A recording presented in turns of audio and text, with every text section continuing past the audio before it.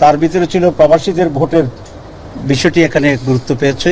আপনারা জানেন যে আমি কয়েকদিন আগে আমেরিকার একটা জাতিসংঘের মিটিং থেকে আসছে, সেখানে এনআরবি একটা নন রেসিডেন্ট বাংলাদেশিদের সম্মেলনে ছিল।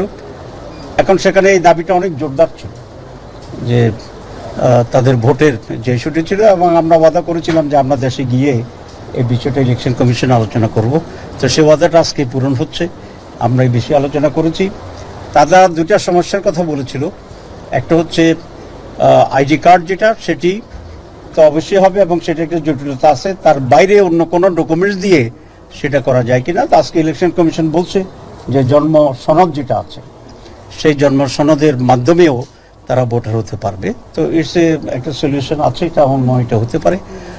আর তাদের ভোট কাস্ট করার ব্যাপারে বিভিন্ন জায়গায় ইতিমধ্যে কাজ শুরু করছে।